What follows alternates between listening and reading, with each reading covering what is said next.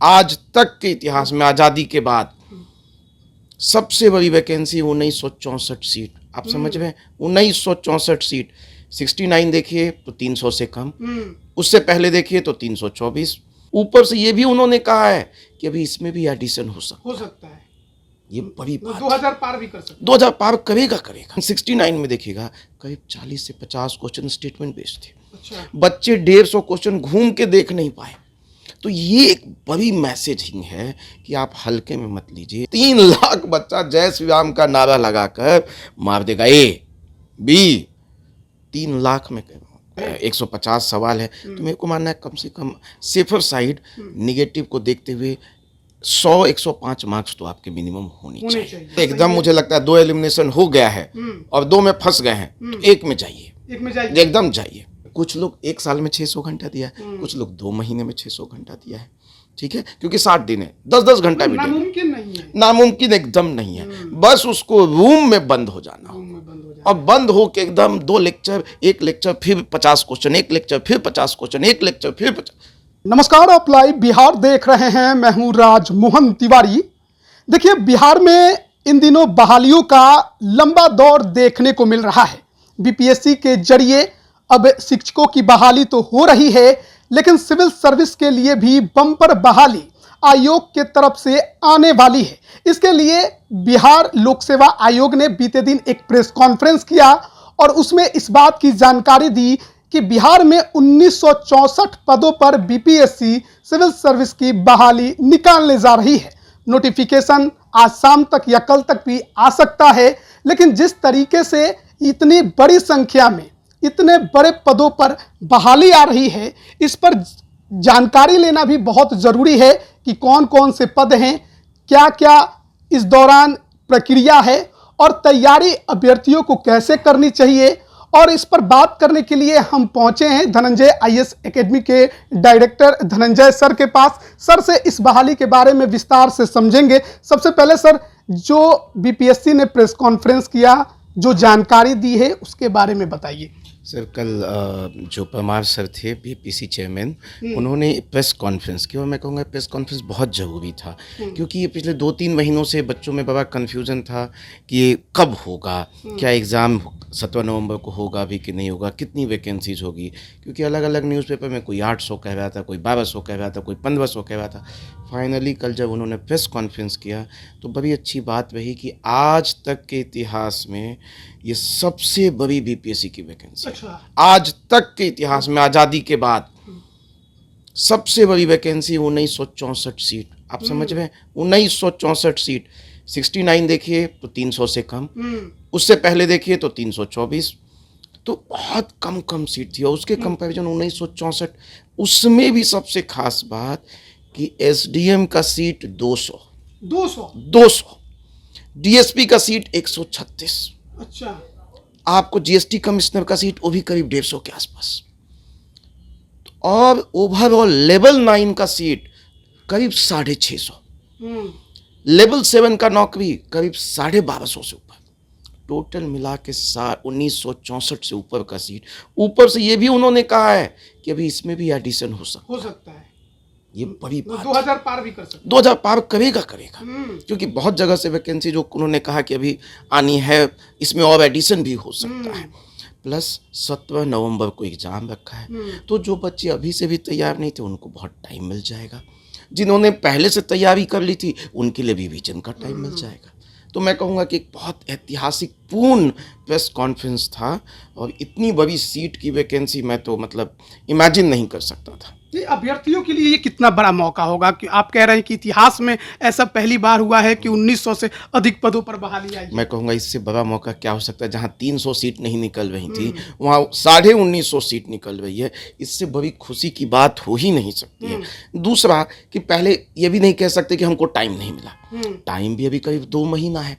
परीक्षा की तारीख क्या थी? पहले ये तारीख 30 सितंबर था, जो रूटीन मतलब जो टेबल में आया हुआ था, लेकिन उसके बाद इसको पिछला कुछ दिन पहले उन्होंने फिर से एक प्रेस कॉन्फ्रेंस किया था और बताया था 17 नवंबर को एग्ज़ाम है, जिसको उन्होंने फिर से कंफर्म किया है कि 17 नवंबर को एग्ज़ाम होगा।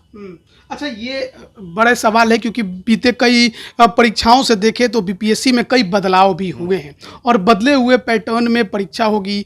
जो अभ्यर्थी तैयारी कर रहे थे उन बातों को समझ रहे होंगे, जो फ्रेशर होंगे उनके सामने भी एक बड़ी चुनौती होगी। तो आप कैसे देख रहे हैं अभ्यर्थियों के हित में और अभ्यर्थियों के लिए कि किस प्रकार से अब वो अपना जो रूटीन है उस पर काम करें? देखिए, बहुत बदलाव तो नहीं है। जो 69 का पैटर्न था उसी पैटर्न को अब आगे फॉलो किया जाएगा। बीपीएससी चेयरमैन सर ने भी ये भी कहा है कि आप इस एग्ज़ाम को हल्के में नहीं ले, रट्टा मार कर आप नहीं निकाल सकते हैं, आपको अपनी नॉलेज बेस को बढ़ाना होगा। तो और 69 के पेपर को देखेंगे तो पहले वन लाइनर क्वेश्चन आते थे, लेकिन 69 में देखिएगा करीब 40 से 50 क्वेश्चन स्टेटमेंट बेस्ड थे। अच्छा। बच्चे 150 क्वेश्चन घूम के देख नहीं पाए। तो ये एक बड़ी मैसेजिंग है कि आप हल्के में मत लीजिए और कोई लूसेंट और ये फालतू किताबें पढ़ना बंद कीजिए, पूरा एक डीप नॉलेज लीजिए।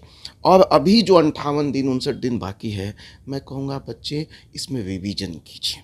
रिवीजन इसमें भी उस एरिया को पहले फोकस कीजिए जो सबसे वीक एरिया है, और एक एरिया में जब आप उसको सॉल्व मतलब लेक्चर देखिए, लेक्चर के बाद उस पर क्वेश्चन बनाइए, एनसीईआरटी बेस्ड क्वेश्चन बनाइए। तो अभी हम लोगों ने भी उसके लिए अभी एक बड़ा super selection revision batch launch किया था कि जो 57-58 डेज हैं उसमें तुम्हारा जो भी वीक एरिया है, और वो भी मात्र 999 में था कि अरे भाई जिसका छूट गया है रह गया है, कोई बड़ी इंस्टीट्यूट में पढ़ रहा है बट वहाँ ख़राब पढ़ा दिया, कोई दिक्कत नहीं, ऑनलाइन जाओ, इस लेक्चर को लो, जो वीक एरिया है पढ़ो। और वीक एरिया पढ़ने के बाद हर लेक्चर के बाद 50 क्वेश्चन था, ऐसे करके 10,000 क्वेश्चन है। आप 10,000 क्वेश्चन सॉल्व कर लेते हैं तो कहाँ कुछ बच जाता है। तो लेक्चर देखो 300 घंटे से ज़्यादा लेक्चर है, और बाकी आप हर लेक्चर के बाद 50-50 क्वेश्चन सॉल्व करते जाओ, तो आपका सारा चीज़ रिवाइज हो जाएगा, 10,000 क्वेश्चन की प्रैक्टिस हो जाएगी, और ये सारा क्वेश्चन एनसीईआरटी बेस्ड है। ये बीपीएससी की परीक्षा 3 लेवल में होती है, पीटी, मेंस और इंटरव्यू। पहले का जो पीटी होता था वो और जो 69 से शुरू हुआ है, क्या अंतर आए हैं? देखिए, पहले का जो 69 से पहले देखें तो वन लाइनर होता था, आपने कुछ 4-5 हज़ार क्वेश्चन रट्टा मार लिए, चांसेस है कि उसमें फंस जाएगा। लेकिन अब क्या किया है, बहुत सारे कंसेप्ट को मिला के स्टेटमेंट बेस्ड क्वेश्चन कर दिए, 1 2 1 2 3 1 2 3 4 ऑल। तो क्या है, अब आपको एलिमिनेट करना होगा, अब आपको नॉलेज चाहिए, क्योंकि स्टेटमेंट बेस्ड क्वेश्चन के लिए जब तक डीप नॉलेज नहीं है आप सॉल्व नहीं कर सकते। पैटर्न में क्या बदलाव आया पीटी? पैटर्न के बदलाव में वही कि पहले वन लाइनर था, अब पैटर्न ये हो गया, पैटर्न सेम है, 150 क्वेश्चन है, 1 मार्क्स नहीं, अब निगेटिव है, 1/3 निगेटिव है, वो 69 से ही लॉन्च हो गया, 1/3 निगेटिव है।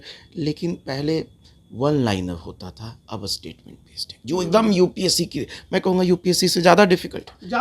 यूपीएससी में तो 100 क्वेश्चन होता है 2 घंटे में, यहाँ 2 घंटे में 150 क्वेश्चन है, ऊपर से स्टेटमेंट बेस्ड क्वेश्चन है। अच्छा, पहले 5 ऑप्शन होते थे, अब 4 ही ऑप्शन, अब 4 ऑप्शन है, ठीक है। तो ये अच्छा ही बात है कि अब पहले उतना कन्फ्यूजन होता था, वो कन्फ्यूजन, लेकिन 1/3 निगेटिव आ गया जो यूपीएससी में भी है, तो ये मुश्किल कर दिया। कितनी मतलब अभ्यर्थियों के लिए ये जरूरी है कि आप निगेटिव से बचें? देखिए, ये तो बहुत ज़रूरी है, लेकिन साथ ही साथ स्कोर भी करना होगा, क्योंकि कंपटीशन बहुत 150 सवाल है, 150 सवाल है। तो मेरे को मानना है कम से कम सेफर साइड निगेटिव को देखते हुए 100-105 मार्क्स तो आपके मिनिमम होने चाहिए। 100 प्लस हैं तो मुझे लगता है कि आप ठीक ठाक स्टेट में। सीट ज़्यादा है तो उम्मीद है कि कट ऑफ भी कम ही होने चाहिए। हाँ, लेकिन उसी तो अनुसार देखेंगे ना, आप 8 से 10 लाख बच्चे भरेंगे, 8 से 10 लाख ऊपर से आप देखिए सारा यूपीएससी का बच्चा कूद पड़ेगा, अभी मेंस उनका खत्म होने को है, सारा यूपी पीसीएस का बच्चा कूद, 1900 सीट आप इमेजिन किए कभी? मतलब जिसने नहीं सोचा होगा भरने का वो भी बाबा, मतलब कह रहा हूँ भूत प्रेत सब जाग उठे हैं अभी।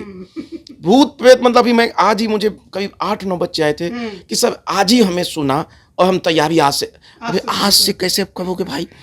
तो मैंने कहा भूत प्रेत जितने हैं सब जाग गए हैं और सब 70th के प्रिपरेशन में लग गए। तो इसीलिए आप ये मत सोचिए कि कट ऑफ नीचे जाएगा, ठीक है। मतलब मुझे लगता है कभी 25,000 के आसपास मेंस में सिलेक्शन होगा। 25,000 बच्चा कुछ नहीं है, यदि पूरे यूपीएससी को मिला लें, बीपीएससी के बेस्ट बच्चों को मिला लें, यूपी पीसीएस के बेस्ट बच्चों को, 25,000 क्या नंबर है? कुछ नंबर नहीं है। तो ये मत सोचिए कि नीचे जाएगा, मुझे नहीं लगता है। अच्छा, तो पीटी के लिए किन सब्जेक्ट्स पर फोकस करें, कौन से अब किताबें पढ़े, क्योंकि लगभग 2 महीने के आसपास का समय है, तो उस पर भी थोड़ा। मुझे लगता है कि देखिए अब नई चीज़ें पढ़ने का तो कोई मतलब नहीं है। जो फोकस एरिया है वो साइंस बहुत लोग का वीक होता है। फोकस एरिया जो वीक होता है वो एंशिएंट मिडिवल, बट मैं कहूँगा ज़्यादा क्वेश्चन मॉडर्न से आता है, तो हमें वो सबसे पहले कवर करना चाहिए। उसके लिए किताब हो अब देखिए किताब तो अब नई किताबों के बारे में हम बात नहीं कर सकते, जिन्होंने जहाँ से नोट्स बता पढ़ा है, दीजिए, आगे के लिए भी तैयारी करेंगे। जैसे तो जैसे मान लिया स्पेक्ट्रम है, वहाँ से आप पूरी हिस्ट्री कर सकते हैं, ठीक है। आपको साइंस की है तो मैं कहूँगा एनसीईआरटी सबसे बेस्ट है। एनसीईआरटी फ्रेशर अगर शुरू करें। हाँ, क्लास 11-12 का, और फ्रेशर है तो क्लास 6 से स्टार्ट करियो, धीरे धीरे पढ़ेगा। मैं कहूँगा 99% क्वेश्चन एनसीईआरटी से आता है। NCERT is the best book. NCERT उठाइए, पढ़िए, स्टार्ट कीजिए। अच्छा, किस सब्जेक्ट से ज़्यादा सवाल आते हैं और वो कौन कौन से हैं? देखिए साइंस में करीब 30 क्वेश्चन आते हैं, आपको हिस्ट्री में करीब 30 क्वेश्चन आते हैं, करंट अफेयर में 30 क्वेश्चन आते हैं, बिहार स्पेशल में 20 के आसपास क्वेश्चन आते हैं। तो ये भी आप कर लेंगे तो करीब 100-110 क्वेश्चन हो जाएंगे। और लेकिन सबसे बड़ी प्रॉब्लम है कि लोग कुछ एरिया छोड़ ही देता है, जैसे ज्योग्राफी, वो छोड़ना नहीं, वहाँ 14-15 क्वेश्चन आ रहा है, आसान क्वेश्चन है, ठीक है। पॉलिटी, इकोनॉमिक्स मेनली आप देखिएगा सर्वे से या बजट से आ रहा है, वो छोड़ के जाता है। लोग छोड़ना नहीं है, सारा अभी भी 60 दिन है करीब, उसमें कवर कीजिए, आराम से हो जाएगा। मैं कहूँगा कि इतना बढ़िया मौका, इतने सीट्स और इतना टाइम मिल जाए, मेरे को नहीं लगता इससे पहले कभी हुआ था। तो बहुत मैंने देखा है कि जो तैयारी करते हैं सिविल सर्विसेज की, वो पत्रिकाओं पर ज़्यादा फोकस करते हैं, खासकर जनरल स्टडीज़ के लिए। उसके लिए आप क्या कहेंगे? देखिए पत्रिकाओं पे प्रॉब्लम यही है कि बच्चा एक बुक को ना पढ़ते हुए 50 बुक ले आता है और अंत में कुछ नहीं पढ़ता है। आ जाइए सर आप ये बुक बता दीजिए, सब कमेंट। अरे भाई मैं कह रहा हूँ न्यूज़पेपर पढ़ रहे हो, उसको फॉलो कीजिए। हमने जबकि बुक दिया है, आप इसको एक को तो मानिए, कमेंट पे बहुत चेंज नहीं हो जाएगा। मंथ में इतने 300 क्वेश्चन हैं, तो 300 से ज़्यादा क्वेश्चन बनता नहीं है, सही से जेन्युइनली देखिए तो। लेकिन बच्चों को हाय धन और जबकि पढ़ना एक भी किताब नहीं है। मैं कहूँगा आप जो भी किताब चूज़ किया है, एक पे भरोसा कीजिए, उसको अच्छे से पढ़ जाइए। फोकस की इज़ रिवीजन। जो जितना अच्छा रिवाइज करेगा वो उतना अच्छा एग्जाम में स्कोर करेगा। बिल्कुल। रिवीजन आपका पक्का है, आपका सिलेक्शन पक्का है। मैथ्स कितना ज़रूरी है? मैथ्स 10 क्वेश्चन आते हैं, बट ये 10 क्वेश्चन बहुत बेसिक्स होते हैं, क्लास 1 टू क्लास 10 का आता है। तो इसीलिए इसमें बहुत ज़्यादा हमको नहीं लगता है कि टाइम लगाना चाहिए। 2 से 3 दिन यदि आप लगाना भी चाहते हैं तो 2 दिन से 3 दिन। लेकिन मैथ एक ऐसी चीज़ है कि जो अचानक भी नहीं आ जाएगा। जो नहीं आता है तो मान के चलिए कि वो आपको नहीं आएगा, तो आप छोड़ दीजिए उसको छोड़ दीजिए। जो आता है वो बन जाएगा। उसी मतलब जो आता है जो उसी पर फोकस ज़्यादा। हाँ देखिए 150 क्वेश्चन है, 10 छूट भी गया तो 140 है ना। मैं तो सिंपल कंसेप्ट कहता हूँ। बच्चा कहता है कि सर 2 क्वेश्चन वहाँ से आ गया था। हम कह रहे हैं भाई क्यों परेशान हो, क्या 150 में 150 क्वेश्चन सॉल्व करोगे? नहीं, 150 में तो मान के चलता हूँ कि बच्चा 125 से 30 क्वेश्चन सॉल्व करता है। 20 क्वेश्चन का स्कोप है छोड़ने का, और 130 में से मैं मान के चल रहा हूँ कि 20 गलत भी होगा, तब भी 110 पे हो, और 20 गलत भी कर दिए तो 104 तो तब भी आएगा। अच्छा, एक और चीज़ मैं देखता हूँ खासकर बच्चों में कि अगर ज़्यादा क्वेश्चंस टच नहीं हुए तो फिर बिना क्वेश्चन पढ़े भी ABCD जो भी है वो टिक लगाकर चले आते हैं। इसको आप कैसे देखते हैं? मुझे लगता है ये गलत स्ट्रैटेजी है। नेगेटिव। हाँ, भगवान भरोसे जय श्री राम का नारा लगाकर मार देते हैं, लेकिन अब आपकी किस्मत इतनी बुलंद है तो मैं कहूँगा 1000 में 1 आदमी को सक्सेस मिल जाएगी, बट 999 इस मेथड से पास नहीं हो सकता। और मैं आपको बता दूं 2-3 लाख बच्चा यही करने वाला है। 3 लाख बच्चा जय श्री राम का नारा लगाकर मार देगा A-B। 3 लाख में कह रहा हूँ, क्योंकि भूत पे तभी 3 लाख जागेंगे अभी। अब देखिएगा यही। अच्छा, कभी कभी बड़ा कंफ्यूजन भी होता है कि B और C में मैं कंफ्यूज हूँ। ये तो मालूम है कि A और D नहीं होगा, लेकिन B C में कंफ्यूज हूँ। इसमें भी बहुत से मैं देखता हूँ कि लोग ट्रिक्स भी देते हैं। ऐसा कुछ ट्रिक्स भी आता है क्या? ये देखिए ऐसे सच बताऊं तो ट्रिक्स नहीं है, ठीक है, लेकिन हाँ आपने पढ़ा हुआ है तो आप एलिमिनेट कर सकते हैं अपने नॉलेज के बेसिस पे कि नहीं ये यहाँ तो नहीं था। आप प्रोबेबिलिटी का गेम खेलते हैं कि अब 50% तो चलो इन दोनों में एक है, ये चांसेस है ज़्यादा, एंड उस बेसिस पे आप गो अहेड कर सकते हैं। क्या कंफ्यूजन हो हल्का भी तो क्या निगेटिव मार्किंग में टिक लगाना एकदम सही है? मुझे लगता है 2 एलिमिनेशन हो गया है और 2 में फंस गए हैं, तो 1 में जाइए, एक में जाइए। एकदम जाइए, कोई दिक्कत नहीं है। आप 20, मैंने कहा ना, देखिए मैं तो 20 गलत भी लेके चल रहा हूँ ना। मैंने कहा 150 में 20 मुझे आता नहीं है, 130 हो गया, 20 मेरा गलत हो गया, 110 पे पहुंच गया, और 20 का निगेटिव 1/3 6 मार्क्स हो गए, तब भी मेरा मार्क्स 104 है। 104 बहुत अच्छा स्कोर है, जिसमें 20 गलत मान लिया और 20 छोड़ दिया, तो अब क्या चाहिए? बिल्कुल। तो इसीलिए प्रॉब्लम चलिए, अब तो ज़्यादा वक्त नहीं बचा है तैयारी का, तो आखिरी मोमेंट पे जो तैयारी कर रहे हैं अभ्यर्थी, उनको क्या कहेंगे? जो तैयारी कर चुके हैं उनके लिए, और जो तैयारी करना अब शुरू भी करेंगे, बहुत ऐसे होंगे जिसे भूत प्रेत आप कह रहे हैं, उनके लिए भी। मैं कहूँगा जो तैयारी कर चुके हैं वो रिवीजन कीजिए। किस पर ज़्यादा फोकस करें? मतलब जो मेन एरिया है, जो आपका वीक एरिया है, जो आज तक आप पढ़े नहीं है, जो ये बहुत मेरा कमजोर कुछ नहीं है, आप वीक एरिया पे फोकस कीजिए। वीक एरिया को, जो नए बच्चे अभी इंटर कर रहे हैं, मैं कहूँगा 2 महीना बच्चा है, अब 2 महीना तो बहुत कम समय है, लेकिन आप कोई लेक्चर को देखिए, अभी भी 2 महीना देखिए। मैं उनके लिए भी कैलकुलेशन समझाता हूँ।